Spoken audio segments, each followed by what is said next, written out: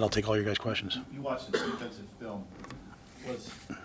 What were your main takeaways about why you struggled on defense to that level?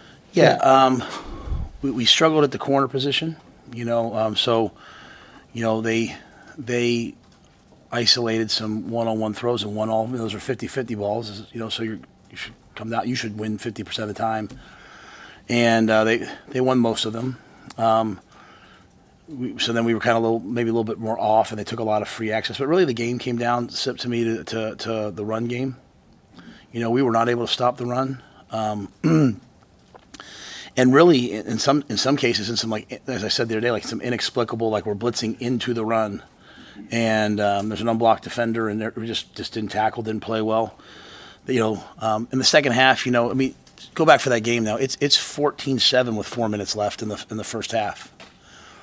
And we call that the middle eight. The last four, the first four. We've been historically very good in that area, and we weren't good. And you as a head coach, I think you always have to start with like, what do I regret? What do I not regret?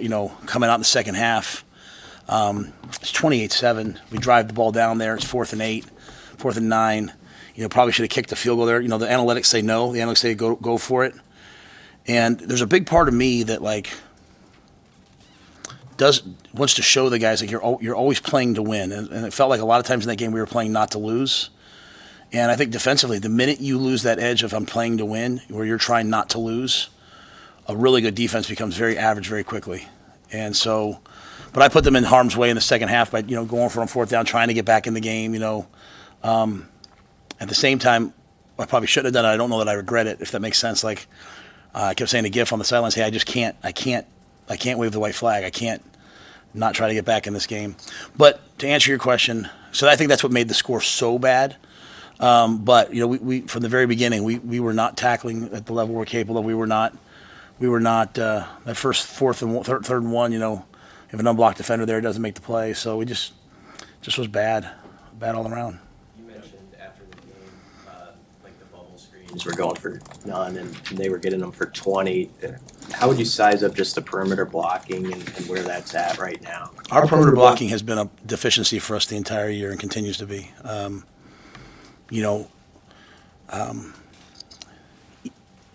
Like even on the first drive, the second drive of the game, you think about the game, right? We start with the ball on the 1 yard line. We get a couple first downs, we punt the ball. Then the next drive, we drive the ball all the way down to the 15 yard line. We fumble. But they blitz off the edge. We have a bubble screen out there. Should get thrown out there. Doesn't get thrown out there. Okay, whatever. Well, on the first drive of the second half, we kick it out there, and Jacory just gets tackled because we don't block the safety. There's an execution component of all this that I hate when coaches say, well, we just didn't execute, right? Like to me, that's like a cop-out. But what I don't like is missed assignments. What I don't like is, not knowing what to do. And so in many areas, things happened fast in that game. They pressured us. We kicked the ball out, and either we run into the defender, or we don't make the block. So that whole component of our game was lacking, and it's something that they did. They did, on the goal line. They did it at a high level. They did a couple times. They took advantage of their RPOs. So it's an area that we have to be better at. What's your challenge to your assistant coaches as they take the players through both the fundamental drills and just the preparation this week for how they can get the players better in a short amount of time? Yeah, Keith told me, I do a good job in season of just staying very locked in and not reading stuff and listening to stuff. But Keith kind of said like, hey, he said to me, your statement of I didn't see this coming gained traction. To which I would say, and I'm just going to get to your point, if I saw this coming, then you guys should all be very nervous. Like I thought we were going to play well, and I thought we had a great bye week, and we legitimately, Sam, I'm telling you, we legitimately worked on these things over and over. Now sometimes, no one's going to want to hear this. Sometimes maybe it'll show up this week, maybe it'll show up the next week. But these are not things we haven't done all year, all spring.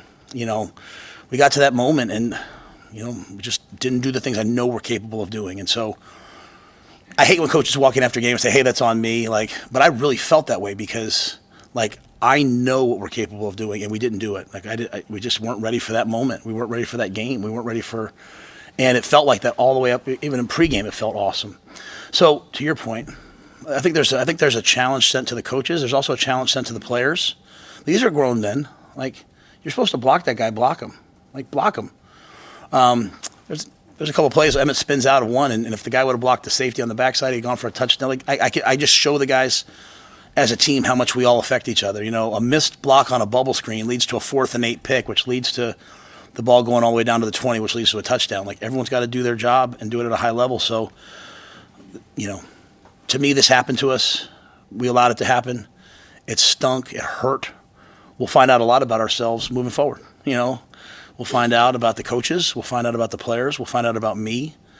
The last thing we're going to do is sit around and be victims. So yeah. There's areas that we struggled in that game, but at the same time, we haven't struggled tackling like we did in that game. Like, we haven't struggled getting off blocks. Like, we haven't struggled guys. We haven't done that, and so we did it in that game. So I think today we took a deep step back, and then we'll attack the week. You had 5 turnovers in the last 6 quarters. I think before that you only had 3 in 22 quarters. I mean, particularly in the passing game, what are you seeing? Why is Dylan forcing throws or throws not there? Are teams playing different looks on Dylan? I mean, why are the interceptions there now that maybe weren't there at the beginning of the year? I think a smarter coach probably would have just settled the game. Like, when you're down 35-7, would have settled the game down. In my mind, the long game is that Dylan's going to have to learn how to play in those moments, right? Like, intense pressure, trying to get the team back in the game. So we probably could have minimized that. Like, you go through the interceptions. The first one's 4th and 8. Like, I think if Thomas came up here, he would say, "Man, I have the defender outside me. I'm supposed to hook in on double. It's an option route." He caught that on the first down. If I would have turned in and read the coverage right, Dylan would have thrown me the ball. It'd have been a first down. The thing about Dylan is Dylan's not going to walk in the postgame press conference and say, "Hey, those ones aren't on me." He's just going to walk in and say, "I have to play better," and he does. We all have to play better, but. So we're crucial 4th and 8. Like, if the game's a little different, maybe we kick that field goal. Dylan, he doesn't have that one there. Then the one with the scramble. He's scrambling to his left. Jacory sees him scramble, so he throws it to Jacory. Jacory takes off because that's how we teach scramble. Just kind of a tough play. So the third one's a batted ball. So yeah, we don't want any of those, and those aren't excuses to them. But everything's not just always kind of as it seems. I thought Dylan did a lot of really, really good things in the game. Unfortunately, the game plan we had going in when it hit 28-7 kind of starts to alter a little bit, right? Like, all right, well, we're going to have to throw the ball a little bit more than we maybe wanted to. Indiana's an elite pass rush team. And so our hope was to be able to mix the run and the pass when it got away from us. But I don't think people are doing anything differently. I think, each week we're facing better teams, and we have to continue to improve and play better. And that all goes together, right? We're talking about the perimeter blocking. Like, you have to be able to kick a bubble out and have a guy go for 30.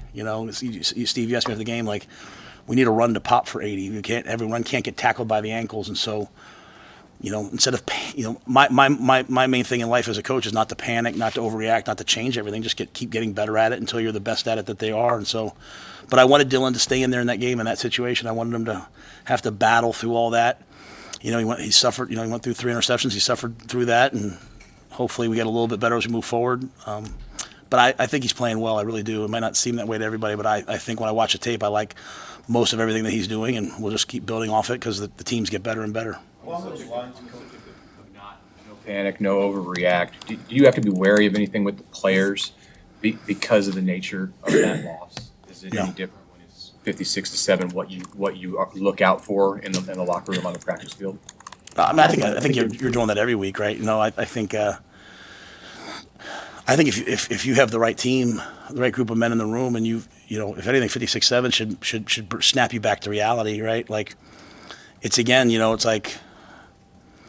We had some success defensively the last game, and all of a sudden, I'm more worried about success leading to complacency than I do about coming back from something hard. I mean, you go back and watch the tape now. If you watch the coach's tape, 2 or 3 times we should have sacked guys. So the guys that were like all over the news interviews and all over Twitter talking about how many sacks they have, they didn't show up in that game, right? So to me, I'm worried about complacency, and I really trust our players. I think our players just have to settle down and go back to the drawing board. You have a bunch of veteran players who, we've had a couple opportunities to get to these big moments, and we've gotten there. It's just kind of fallen a little bit flat, right? So last year, Michigan, right? And then we rebound from that, right? And then we get ourselves to 5-3, and then we just can't quite get over the hump. And then here we are. Colorado, to me, was a breakthrough, right? Like, hey, a big moment. We went and played it. And then, Illinois has proven to be a pretty good team, right? They just beat Michigan on the road. But that was a good game back and forth. But we got to overtime, and it just kind of looked like that game, right? And now here we are on the road against Indiana, a team I felt we were prepared for. And, it fell flat. So part of my job is getting us to, not fall flat, right? I'm not saying we were flat. I'm saying the effort falling flat. But I don't worry about our guys not competing. I really honestly don't. That's the least of my worries. I don't. How do you work? Given what you've said about how you want to have your overall offensive approach, how do you go about working around a struggling run game? Yeah.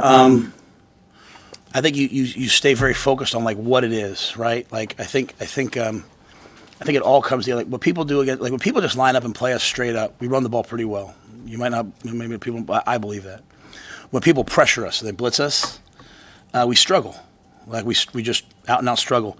And so how do you relieve that? You relieve that with RPOs and kicking the ball out in the screen. But when we do that, even when we have numbers, we're not getting what we want.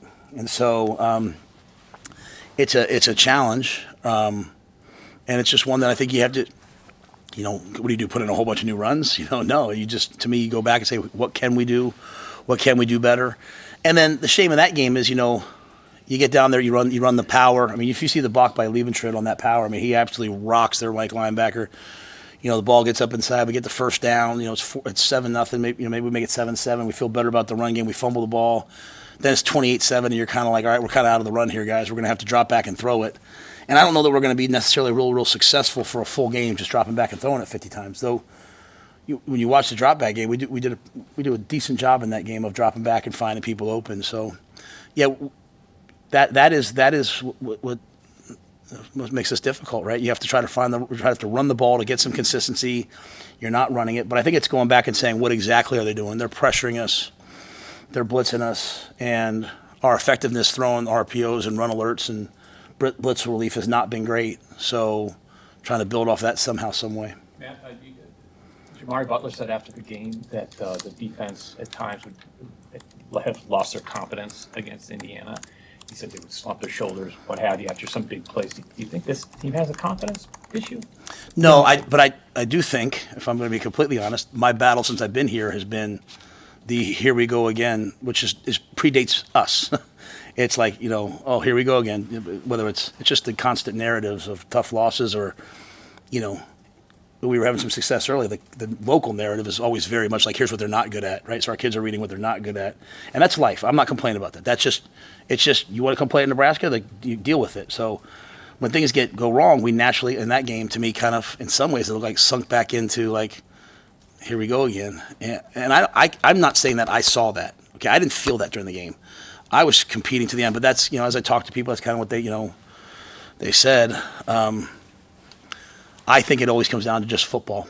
Like if you're supposed to be in the B gap, then be in the B gap. Like, don't go to the A gap. Like, touchdown hits because you're in the wrong gap. So whether that's confidence or whatever. But it's the first time we've been down, right? We've been up in every football game for pretty much most of the game, right?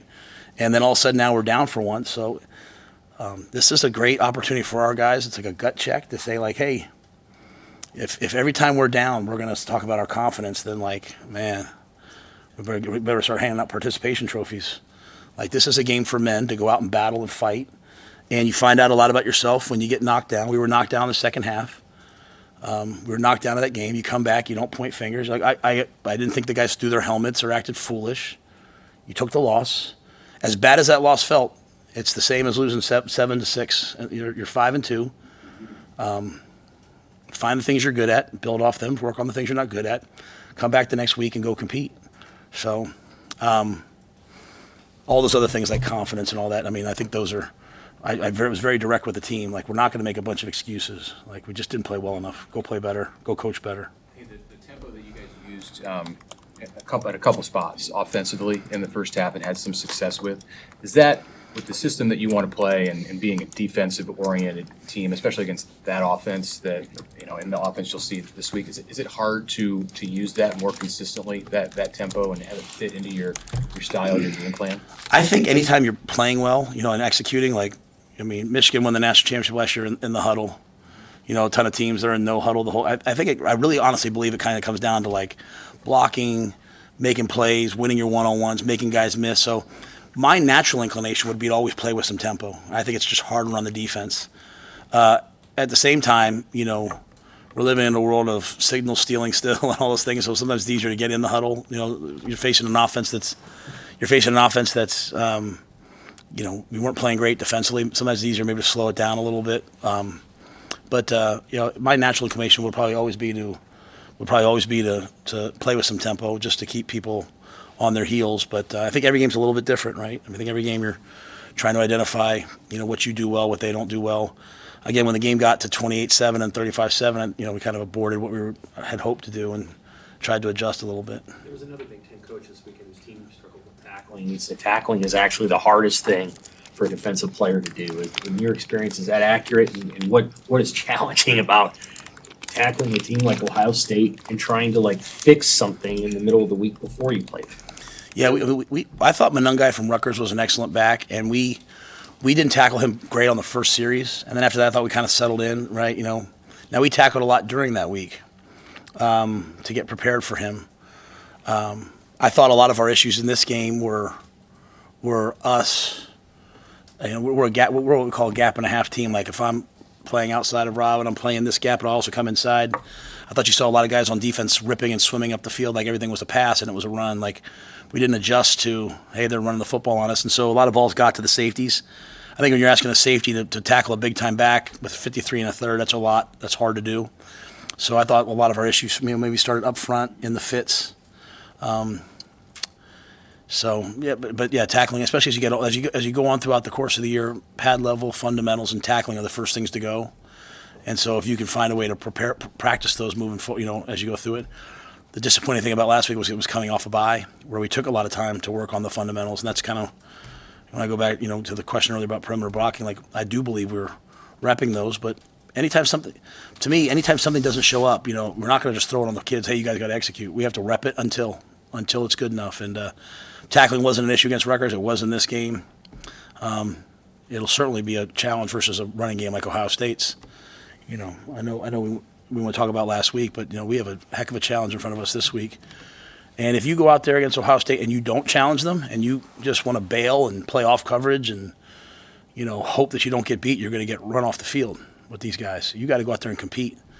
If a team beats you because they're better, they beat you because they're better. But you got to go challenge people, and that wasn't. We weren't that way on Saturday to many degrees, and so we have to be better. Matt, are your receivers getting the separation you want downfield in terms of getting open and some of those things when you look at the big picture of those receivers right now? Yeah, I think we had a lot of guys open a lot of the day. I thought, but I do think that when we're getting pressed and press man, we're not doing a good enough job. I mean, we're not doing a good enough job of getting releases and getting off press. So I think it's twofold, right? I think it's kind of like I talked to you guys about last year. If you give us zone coverage, we have guys running wide open, right? And I do think we're pretty good at running by people and throwing the ball up to them. We didn't do it a ton. We threw that one back shoulder to Jamal on the touchdown drive. But I think when you go back and look at the tape, like if I made a cut up of the press reps where we didn't beat the guy off the line, and some of them were really bad, like just really, really, really bad. But there are guys open, at other times too. So I think it's very specific to me to beating press and getting off press. And we have a lot of guys that want to play pro football, and they come here to get a degree and then win and then go on and play pro football. And pro football is a game of press coverage and tight coverage. Even for the quarterbacks, like the guy being right here and you being that's like the throw he threw to Fedoni. Well, really two throws, that and then the over route, like that's open in the NFL. And so I think our guys are going to have to recognize that people are going to come out and press us and play man, and we got to win. And then we have to go out and press people and play man, and we got to win. And everybody wants the play callers to design a play where the blitzer comes free or the guy's wide open, right? But when you face good teams, very rarely Sat's job and Tony's job to me is to get a guy one-on-one. And then it's our guy's job to go win the one-on-one. And I think coming out of that game, I hope our guys understand that a little bit better. Indiana was a good defense, and they challenged us. What are you guys doing injury-wise? I know Dylan and Nash were limping around a little bit. Just come out of that one. Yeah, Nash hurt his knee, but he went back in and played. I'd assume he'd be fine. Dylan's fine. Ramir left the game early, and Deshaun left the game early, and I'm not sure their status yet for next week as we go through the week. They're in the head injury protocol. You last year after the Michigan game had kind of a shock the system kind of Sunday, different, shake it up, whatever the intent was there. Anything that you did differently moving into this week that you hope can have a similar effect? Yeah, I thought this was different than the Michigan game. This was just we sat there for the last 2 hours and watched the game, like the first half as a team, coaches, staff, and players. Which I like to do. I learned it from Coach Coughlin. We call it's like the Blue Angels or the Navy SEALs. They debrief after every mission and guys take ownership. But really, I just want them to see how it all fits together, right? Like, again, a bubble screen thrown to the left where you forget to block the safety. That leads to 2nd and 10. That then leads to 4th and 8, which then leads to the ball in the 20. I just want them to see how interrelated they all are. Because when we're out there, sometimes we're like, what's happening? But it's just make the block. Like, just do your job. Like, just do your assignment. Like, and it's easy to it's easy to talk about that a lot when you're when you're 5-1 and you only trailed for 6 minutes in the whole season. But when you're getting your tail kicked, like we got our tail kicked, it's easy to go back and show them, well, okay, I know it was bad, but let's look at this. If we did this, if we did that, if we did this, if we did that, and hope that it grounds them and brings them back, right? And also pulls them away from, again, some of the narratives of we stink or this stink. Like, it's all interrelated. It's all interrelated. So, if you catch the kickoff and don't catch it at the 2, catch it at the, let the ball go out of bounds, get the ball. Imagine we let the ball go out of bounds, get it to 35, then we get 2 first downs like we did. Now the whole game's different, and so. I want them to see that, and I want them to also see, like, Indiana came out and challenged us. I don't know how well we challenged them, and so I'm taking that personally. Now you're facing the best team in the country, the best roster in the country, whatever they are, number 4, unbelievable team. If we spend the whole game playing Ohio State, looking at the scoreboard, hoping to win, we'll get our face beat in. If we go out there and challenge them, because we all think we're good football players and we want to play in the NFL, and their players are going to play in the NFL. So if you're an NFL player and I'm an NFL player, then I should compete with you. If I back down from you, then I'm not really an NFL player. So I want our guys to go out there and compete and see what happens, and then I want to come home and play UCLA and do the same thing and do it for 5 games. And we've been on a journey of a season. This was a real down point. Let's see how we respond. It's a broad question about Ohio State. Maybe reshape the advantage that they're going to have in the future. Is it level the playing field going forward? Well, I want to first give credit to Ryan Day, okay, in that those guys are at Ohio State because Ohio State wins, and players want to go to a winner, okay? So while there is an NIL component to everybody, Ryan's won, right? Urban won, Jim Tressel won. Ohio State's won a ton. And so kids want to go be a part of one of the best programs in the country, right? Why, best receiving corps over the last however many years, great, all first-round quarterbacks. But to your point, I just don't know if we know how revenue sharing is going to work yet. There's still no manual been handed out of, like, here's how it's going to work. But in theory, if everyone has the same dollar figures, then you should bring about more parity. On the flip side of that, no one knows the impact of NIL. But to me, Ohio State's roster is not about NIL. It's about guys saying, hey, I want to go play at a place that competes for championships. And, so for us, like for us to get to that point, we've got to win enough to justify players taking a chance on us until we're at the top of the mountain, and then everyone wants to come. So, you can't have many 56-7 wins, right?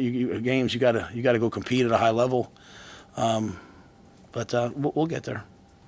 You worked Micahs on the left tackle. Was that a pretty easy move for him?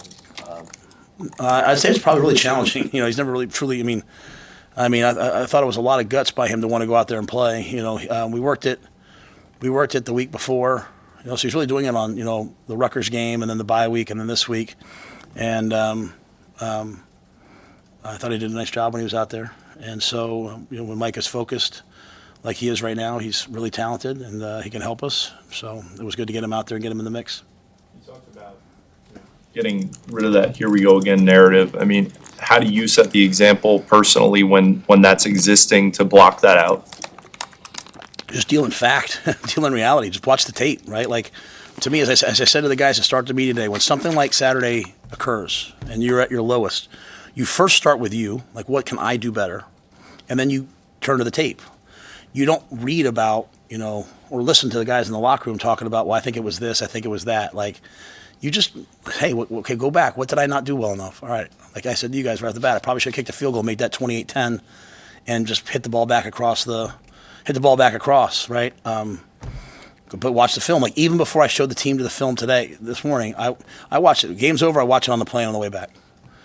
I watched it yesterday twice, and I watched it again this morning one more time because all the answers are on the tape and just like, hey guys, look at this, look at this, look at this. I think when you do that, you start with reality and you start with yourself. It doesn't ever feel like it's me versus them. You know, I'm not sitting up there saying you guys didn't do this and you guys didn't do that. We didn't play our best game in any way, and that was a team that was going to try to embarrass you if you let them. And so we took the loss. We come back and we regroup. Is that at all that beginning of the third quarter moment there? In your mind, is it all your decision impacted by the confidence level you have in your ability to kick field goals? And where do you feel about that, you know, moving into these last 5 Nah, we would have made that field goal. It was really more based on, again, the analytics are saying you go for it, right? And we hadn't really stopped them. I mean, I said that in the meeting today, and most of the guys on defense disagreed. They were like, screw that, coach, play to win. So, like, I'm just saying for me, you know, I just don't know if you're going to lose, you know, I don't want to lose, but if you're going to lose, how do you want to lose? And that's the challenge in those situations, right? You don't want to be in those situations, so you're not having to make these decisions, but it's like, should we just run the ball and get out of Dodge? And then, or should we, you know, let Dylan have those reps of playing through that situation? Should we let the guy, Ja'Cory, have to go compete? You know, we chose to do that. We put a lot of our twos in the fourth quarter. You know, those guys are going to play a lot of football. We let them play. But, no, I think our field goal kicking is honestly, it's improving in practice. We just haven't had many opportunities to do it. I think Johnny's, I think he's getting better and better and better. That was purely to me, you know, hey, I mean, the analytics said to go for it out to 4th and 11. Once you cross the 50 on that drive, it was just like, you only have so many more drives left, man. Like, you know, let's go make one. But that being said, you know, maybe hindsight, just the impact that loss has on the players, the visual of it. But that's why I keep going back to them. Like, just remember now it was 14-7 with 4 minutes left. So let's just play a little bit better at the end of the half and come out of the half. Maybe we go down there and score. We move the ball great. Something could have been different. Ohio State, one Ohio State question. What are the eye-popping elements of Ohio State's offense? Their run game. Yeah, I mean they can you know, it's Chip Kelly, right? He's going to find a way to run the ball. I mean, they can run the ball any which way. They have an elite offensive line and defensive line. I mean, they have elite guys up front. But you know, they're not spread tempo anymore. Like they're the quarterback run game. They've got 2 great tailbacks. Their tailbacks are special, but they create all different kinds of angles, and you know they're going to run a lot of different run schemes. They'll play with 2 tight ends, and then they've got outstanding receivers who, if you play 1-on-1, you know they'll go to them. So they've got great players. They start with the run game to create 1-on-1s to throw the ball, and then they have the QB run game, which as you know, is a great equalizer. You know, so. Really outstanding football team. With the QB run game from Henry Harvard, how do you think that he did with his limited opportunities that he got? Yeah, I thought Henry did well in the things that he had a chance to do. Also went in and played played on punt team, played out at receiver a play or two. So, he's a good football player. We're just trying to get him on the field and trying to increase that as we move forward. So, it's hard in that, when he goes out there, people kind of know, like, hey, he's going to probably be running the football. So, but he can throw it, and so maybe the role will increase or decrease each week. Okay. All right, thank you guys.